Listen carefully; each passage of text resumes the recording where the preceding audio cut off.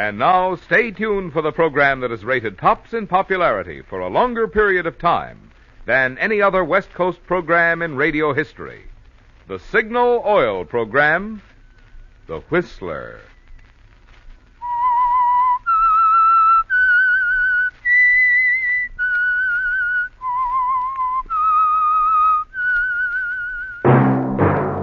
Signal, the famous Go Farther gasoline, invites you to sit back and enjoy another strange story by The Whistler.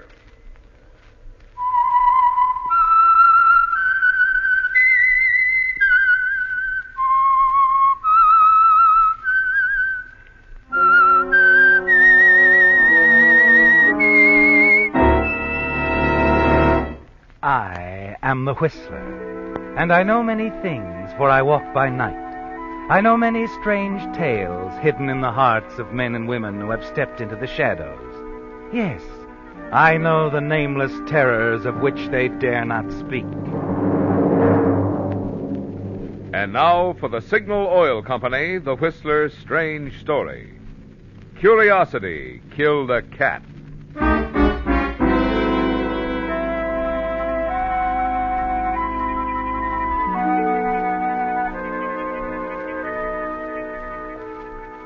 Two people sit on an old wharf piled high with lobster traps, wooden buoys, and fish nets. But the dark, half-puzzled eyes of the young man are not on those things, nor on the distant masts of the fishing smacks and draggers scuttling into the harbor. No, John Hawley sees only the sun-bleached prettiness of the woman opposite him and the sturdy lines of the trawler approaching the wharf. Both the woman and the boat belong to Captain Daniel Bailey. Yes, John. That's what you're thinking about, isn't it? Ever since you came home from the merchant marine to find your childhood sweetheart married to a miserly old man, you've thought how easy it should be to get Captain Bailey's trawler, his gear, his house, his money, and his wife. And taking a job with the captain was only your first step. Favoring your bandaged finger, you pick up a brush and paint a red stripe around the lobster buoy. The mark that tells the world it's not wise to tamper with anything that belongs to Captain Daniel Bailey. Carrie glances nervously toward the trawler and back. Guess it'd look kind of funny me going back to house now, with the Nautilus just landing. Yeah, Daniel sees you, Carrie. So does old Matt Tuttle. He just waved. Daniel took Matt along to haul traps in your place. Can't figure why they came back so early. Weather, probably. Oh, I counted on crushing my finger to give us the whole day together, Carrie. You think Daniel guessed you did it on purpose? So I could stay ashore with his wife? Are you crazy? I'm not crazy. Buddy has to live with my husband and know how suspicious and mean he can be. I don't know. I remember when we were kids, we used to holler at him in the streets, call him a miser. And later I joined the merchant marine, and while I'm gone, you haven't married the old coot. We're not kids any longer, John. I know, but... why did you do it, Carrie? I never had a house of my own. I never had anything. Money or clothes. Oh, that's a good one. He hooked you and never even lost his bait. Captain Daniel never spent a dime on you. No, he hasn't. Yet everybody knows he's been salting it away for years. Carrie, don't you know where? No.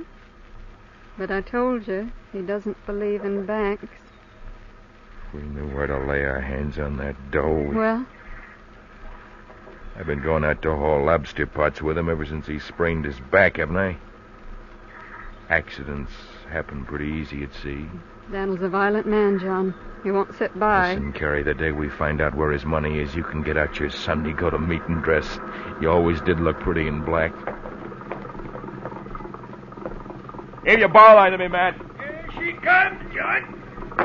Okay. These are off now. Hi there, Captain Dan. Good haul today? Fair, no thanks to you, John. Get that stern line out, Matt, and hop to it. Nice of you to come down to meet me, Carrie. I was mending nets while John painted the buoys. Kinda figured you would. Suppose you get back to the house now and see to supper. We got company. Figure I owe it to Matt for helping me out. It's one way of getting out of paying him. Matt's a friend of mine. Something you wouldn't understand, John. Think maybe we should invite John to supper, too, Carrie? Whatever you say, Daniel. Seems like he needs somebody to help him nurse that crushed finger back to health. Right now, if you don't mind, I got to borrow John to help us sort lobsters. Oh, I'll bring him home to supper.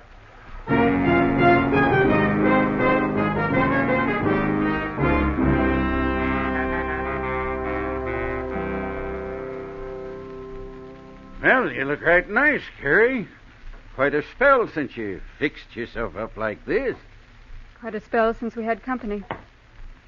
Where do you think you're off to now? Want to go up to the attic for a minute? The supper's ready, Dan. Matt and John are all ready to sit down. It seems to me every time I call you for supper, you decide to go to the attic. Yeah, Daniel likes to look at that old sea chest he's got up there. Leastwise, what's in it. Maybe put a little more in it, eh, Daniel? Seems like Matt's let the cat out of the bag about your private bank, Captain Dan. All right, suppose I have got some money tucked away. Hard work's just as important as ever, John. And that's what you're afraid of. Yeah, like all young people today, want to start at the top. I don't see where scrimping and slaving have got you, Matt. Up at 4:30 in bed at 8 all your life. I'd like to have some fun before I die. You never used to complain about your lot, Carrie. Anything special on your mind? I get fed up sometimes. Well, I'll put the things on. You men sit down at the table.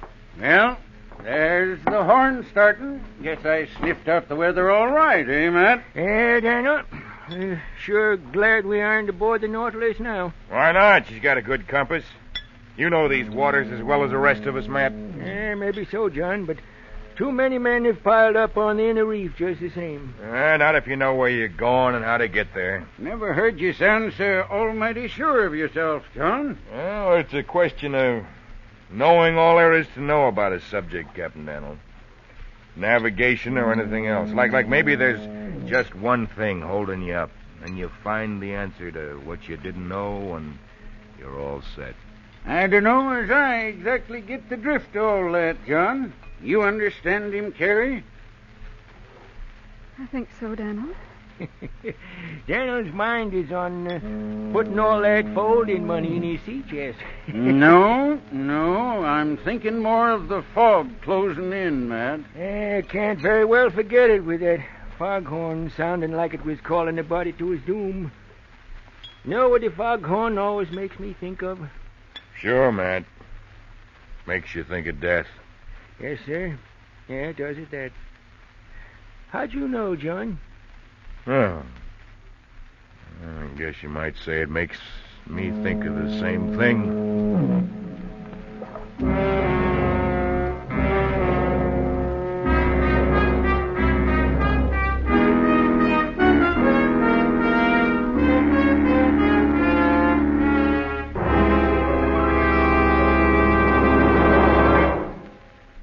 At this point in the Whistler, I usually bring you a message about Signal products.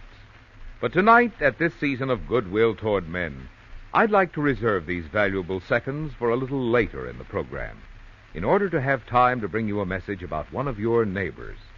A message which I hope will serve to further strengthen the bond of understanding and friendship between you and him.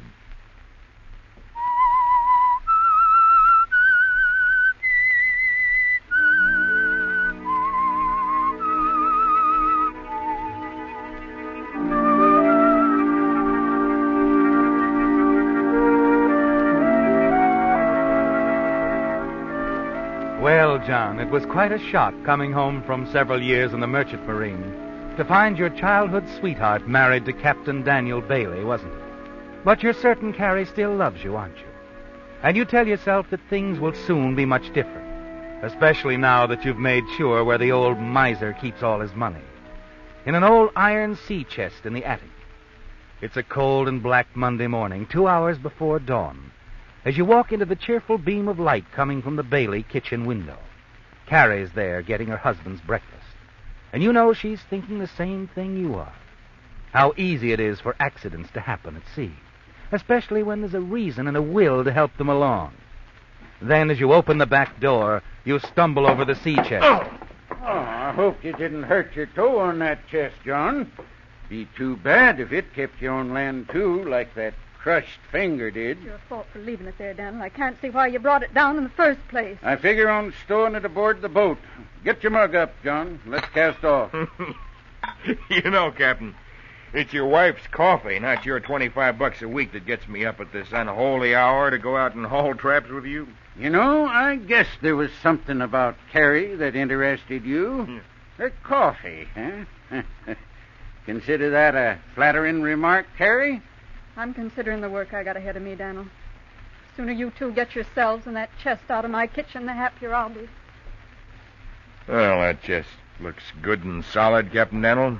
Yeah, they made things to last in my father's day. I always thought a lot of that chest. Well, do you really think it'll be safe on the boat, Daniel? Well, an old sea chest? Why not, Carrie? I got a feeling it's better stowed away in a locker where I can keep my eye on it.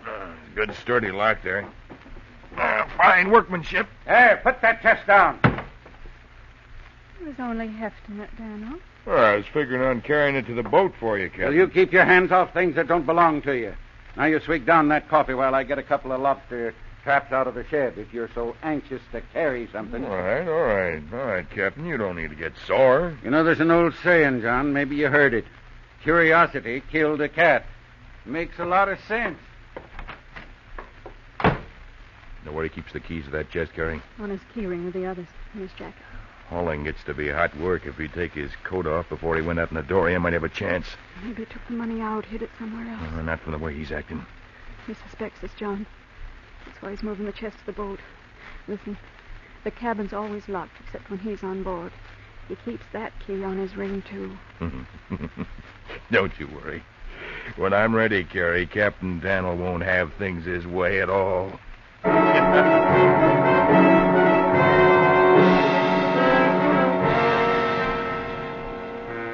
You wonder about Captain Daniel as he shoulders the chest and walks behind you down to the wharf where you board the Nautilus.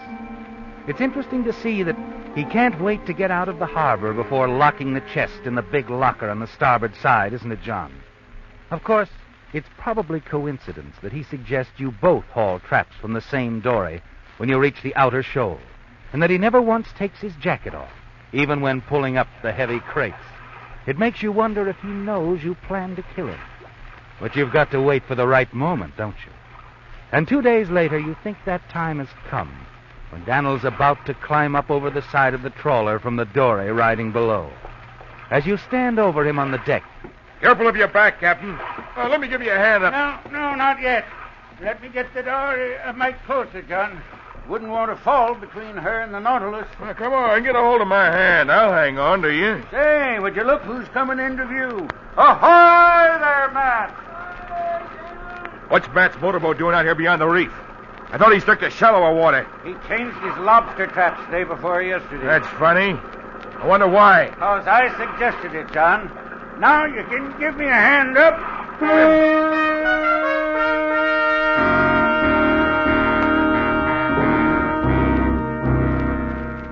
That evening, when you explain to Carrie that you failed, there's something almost like contempt in her eyes, isn't there, John? So you make up your mind tomorrow will be the day, no matter what. And by noontime, it looks as though Matt Tuttle was a blessing in disguise at that. You finished your haul when Captain Daniel decides to give Matt a hand with his. You watch the captain set out alone in the dory. Then you go quickly below to the cabin, where you saw him throw his jacket on the bunk. When he comes back, you'll have the sea chest open and the money in your pocket. And there'll be no more hide and seek, no more waiting for the right setup. You'll kill him in the cabin, out of sight of Matthew's prying eyes. Later, there'll be ways of getting rid of the body. Eagerly, you pick up his jacket, and as your hand goes into the side pocket... I'll take my jacket there, if you don't mind. Captain Daniel, I noticed you forgot your jacket, you sir. You think so? Toss it here. Then take the Nautilus and head back to port. I'll be going back with Matt. He's expecting me, so I wouldn't try anything if I was you. Why, of course not, Captain. By the way, I won't be needing you anymore, John. I worked out a deal with Matt. He's going to help me. Oh? You intend to pay me for a full week? Not if you don't work it. Tomorrow's Friday. You want to make it your last day? You think of any reason why I shouldn't? Maybe. Now I got my keys, John. I'll be going. Just you better remember what I said about curiosity killing a cat.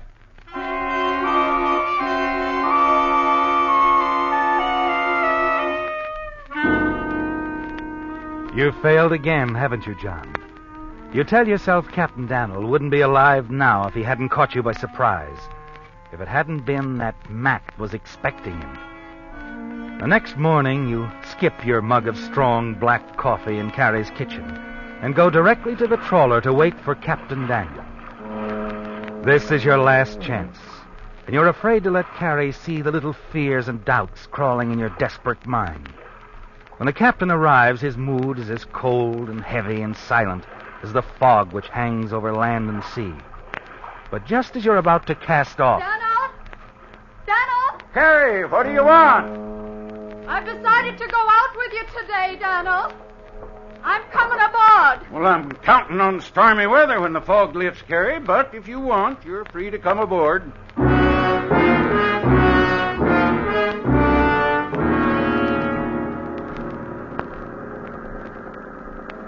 Breeze has sprung up, Daniel. Barometer's falling, too. Well, it's time to make our haul anyway.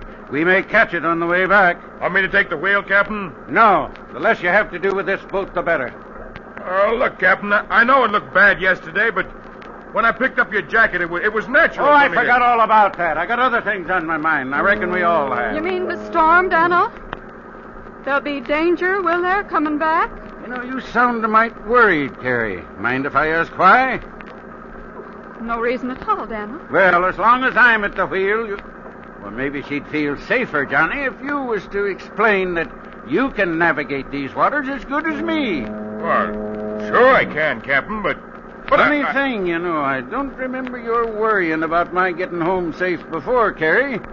I suppose it's different when you're along yourself. Guess that's it, eh? Of course. I'm going on deck for a breath of air.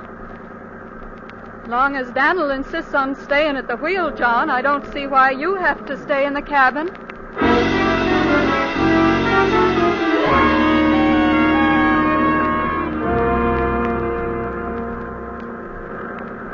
Why wait till we reach the lobster grounds, John? Why not now? These are fishing waters, Carrie. Don't you see those other boats off there? You think they're blind? Still trying to put it off, aren't you? Another half hour and we'll be there, Carrie. If the weather turns bad, can we get back without him? I've done it 100 times. I know these waters like the palm of my hand. Look, Carrie. When we're almost there, I'll slip up behind him while he's still got his attention on the wheel. I'll be watching to see you do. This time. No mistakes. It's got to be over before Matt Tuttle's boat gets there.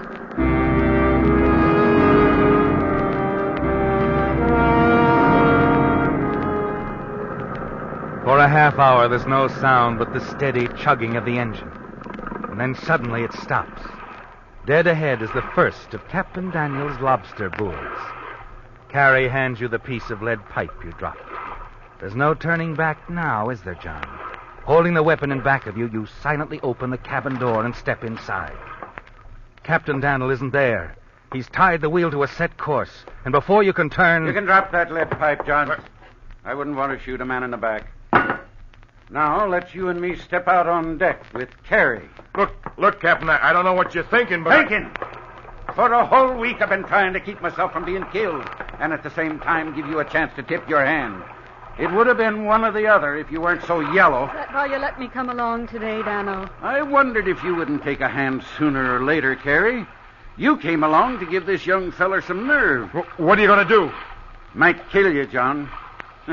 Don't like that, eh? Well, I always been a law-abiding man.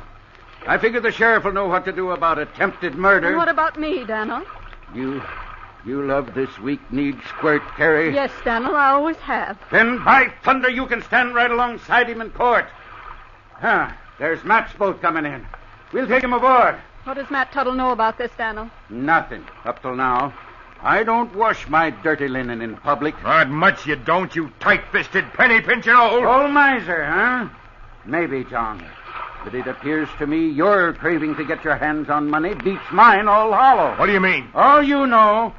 The way both of you perked up when Matt mentioned my old sea chest that night. Why, it was a sight to see. Right then's when I knew. Right then's when I decided to move it here on board. A man as mean and suspicious as you would be hard to fool. My money was the bait I hooked you two on. That sea chest was like a bait bag bulging with herring, and it pulled you into my trap like a couple of greedy lobsters. So all the time you were... Giving you a rope to hang yourself. And now let's have no more talk. We'll anchor and wait for Matt. You get up forward, John. Be ready to drop that anchor over the side. And I'll come along, just in hopes you'll give me cause to shoot you the way I'd like.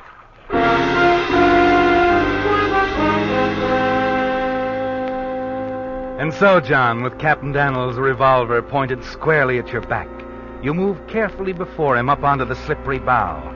He keeps his distance. He's not giving you a chance to turn on him, is he, John? Balancing yourself, you squat over the heavy anchor and move the line toward the chopper. Then you notice something. As old Daniel stops walking, he watches for the right spot to drop anchor. He steps into a loop of the anchor rope. This gives you an opportunity you hadn't expected. With one move, you shove the anchor over. And the rope tightens around Daniel's leg, pulling him overboard and into the sea.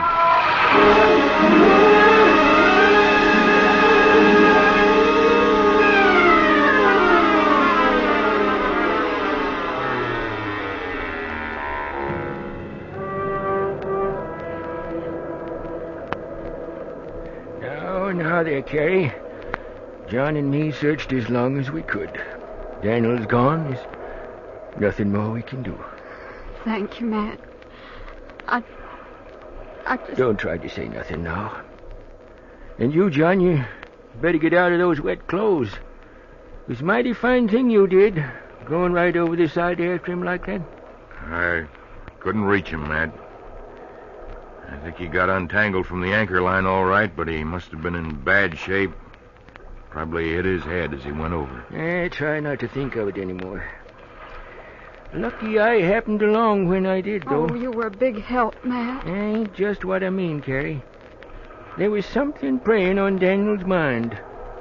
Some said he was worried about you two. Well, now look here, Matt. I wasn't one of them, John.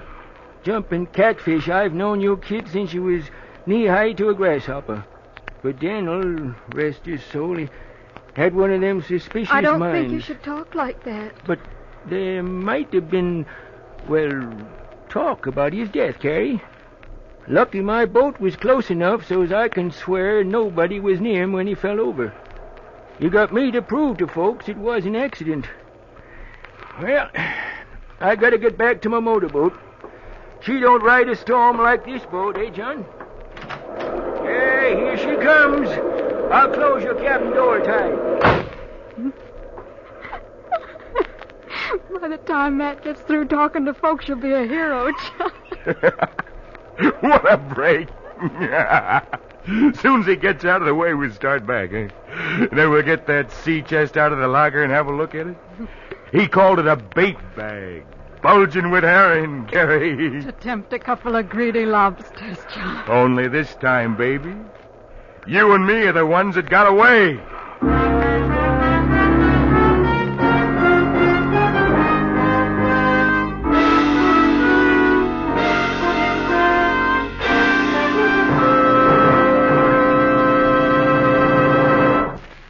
Now, friends, for that message I mentioned earlier. That message about one of your neighbors. This neighbor is someone who often doesn't get a chance to spend as much time as he'd like to getting acquainted with you, because he feels you'd rather have him concentrate on serving you promptly and efficiently, checking your tires, your radiator, your oil, your battery. He's your signal dealer, of course. But who is he, really? Well, as you know, signal dealers are independent dealers. That means each signal dealer has invested his own money in his own business. So naturally, being a small businessman, he knows what's made America great. He's a strong believer in America, the kind of citizen you can be proud to do business with. Secondly, before deciding to go into business for himself, he, like most signal dealers, probably had long experience servicing automobiles. Experience which can be valuable in making your car run better and last longer. Moreover, each signal dealer realizes that his income and success depend upon pleasing you so well you'll want to deal with him regularly. That's why your signal dealer tries to give such thorough, such conscientious service. If all this adds up to the kind of serviceman you'd like to have looking after your car, then here's a suggestion. Sometime soon, before Christmas, stop at the signal dealers nearest you and exchange some little friendly words, such as how you enjoy this radio program, or the chuckle you get out of the cartoons on signal billboards, or even the weather. You'll be making that dealer's Christmas a much, much merrier one. And you'll be getting even better acquainted with a good fellow American who is in business there to serve you.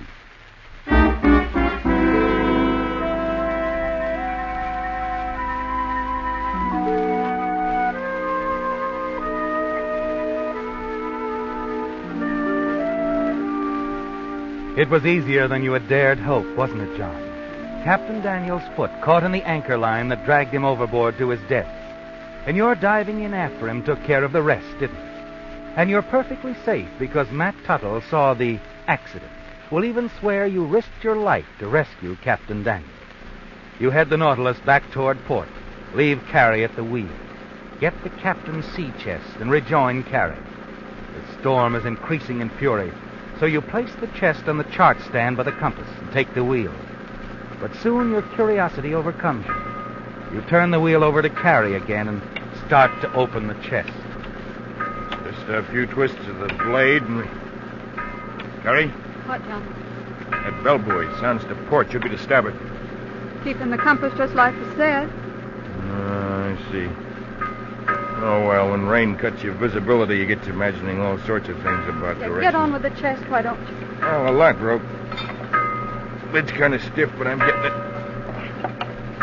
Carrie, give me that wheel. What are you doing, John? You're turning us off our course. You mean I'm trying to? What are you talking about? We're too close to that reef. The wind and current are against us. We're being pushed under the rocks.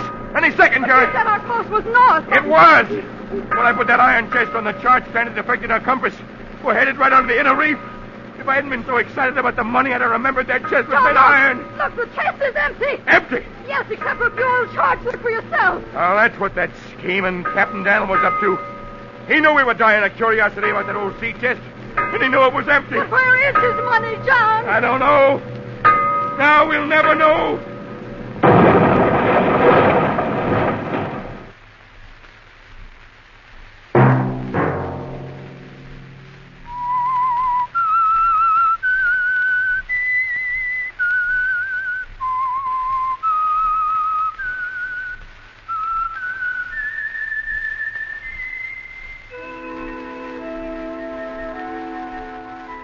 Let that whistle be your signal for the Signal Oil program, The Whistler, each Sunday night at this time. Signal Oil Company has asked me to remind you, during this busy pre-holiday season, it's especially important to drive at sensible speeds, be courteous, and obey traffic regulations, so that some avoidable accident doesn't mar your Merry Christmas.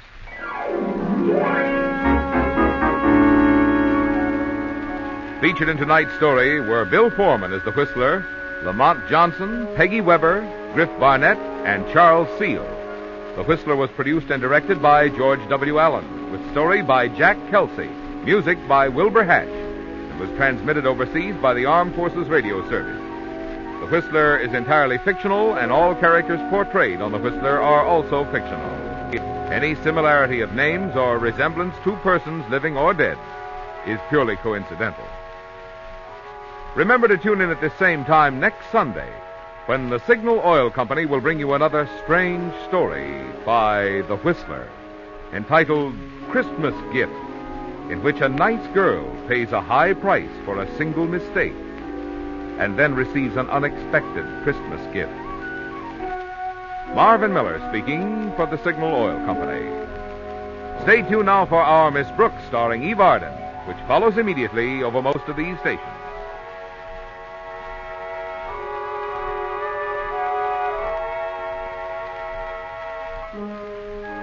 This is the CBS Radio Network.